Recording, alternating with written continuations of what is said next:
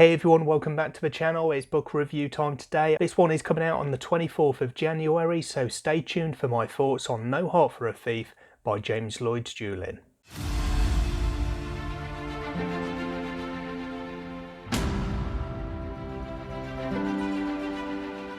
So No Heart for a Thief is the debut novel from author James Lloyd-Joulin. It's the first book in his Malitu trilogy, and it's a dark fantasy with themes of occupation and rebellion, although there's an emphasis on the occupation rather than the rebellion aspect of it. Where I find these stories usually tend to focus on the rebellion, people rising up and fighting to take back their homeland, this one's told on a more personal level where you've got individuals who are looking to stay hidden essentially and to stay alive rather than fighting to reclaim what was taken from them. Where I was taken in by the intrigue and synopsis, it wasn't too long before the story upended my expectations, with a second storyline, or indeed a second timeline, taking up much of the book. So this first little bit some might consider spoilery, but it's all using details from the synopsis, so I'm not giving anything that you can't read on retail websites or on the back of the physical book itself. But we start off right in the thick of things with the main character, Kalo, running into a young girl, Tayan, and there's a bit of a fight with some soldiers who are chasing her, and this gives us a first look at the magic of this world, which is really interesting and is put across in a way which is enough to build intrigue, but not enough to tell us exactly what it is and how it works. With Tayan looking for vengeance for her family, Kalo reluctantly agrees to train her to fight back using both steel and sorcery, and as he does so he begins to tell her his story, which is where the book splits into. So on the one hand, we've got what I'll call the present, where you've got Kalo and Tayan who are trying to keep hidden from the Gauched Empire whilst acting as teacher and student. And on the other hand, you've got the past, which is Kalo's story of 18 years ago. It's how he grew up, how he came into his powers, and is ultimately how he came to be in that place at that time to find and help Tayan. I would say that the two storylines, the two timelines, are probably split quite evenly throughout the book, or if anything it feels like maybe the past has a few more chapters dedicated to it. There's no pattern to it though, there's no alternating between timelines chapter by chapter. You might get several chapters on one timeline, a couple of chapters on the other, and then it'll go back and forth like that, but it's not a case of changing back and forth when each chapter ends.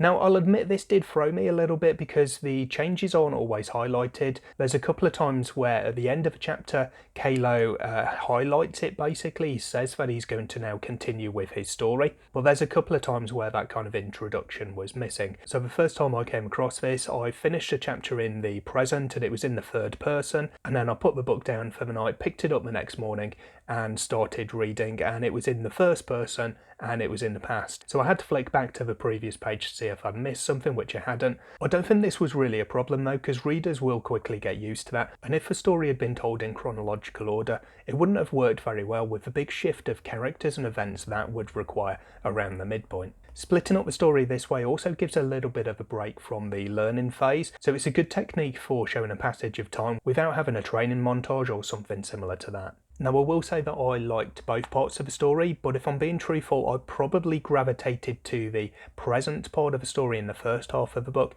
and then the past part of the story in the second half of the book, kind of following really where the action went, because in the past story, Kalo's story of 18 years ago, the action really started to ramp up around that midpoint of the book, and it started to hit some of the markers that I really enjoy in that type of story. In terms of some of the other elements of the book, I really liked the magic system here, and the way that it was introduced really made me kind of echo some of the characters in saying, huh? What happened there? Because it didn't explain everything, something just happened and it was really interesting, it looked cool the way it was put across on the page, but it didn't fill in all of the blanks for you. The explanations to that come later. Now sometimes this really doesn't work, but I think the balance here was very good, and it didn't leave me actually confused at any point. I had enough information to build some theories, and then those theories were gradually fed with little snippets here and there as the book went on. I won't spoil the way the magic system works, but it's an interesting take on spirit magic with crystals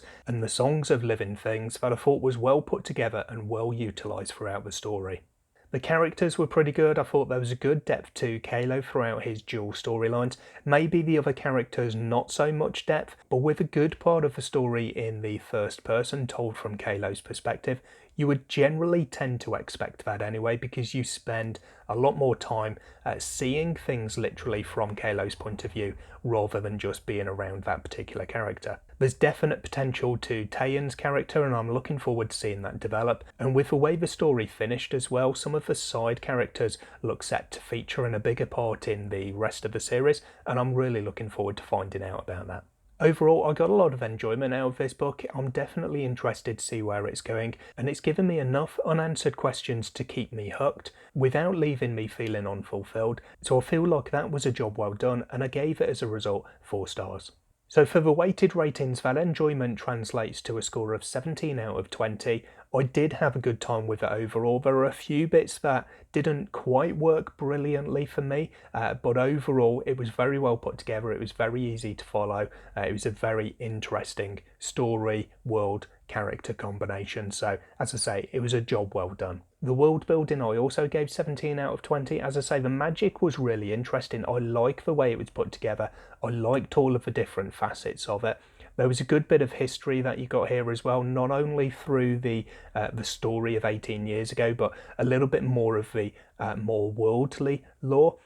You see a little bit of the geography, but not a vast amount. Some of the parts of the storyline are a little bit contained, but that's definitely not a problem the way that they were handled. For the characters, I gave 16.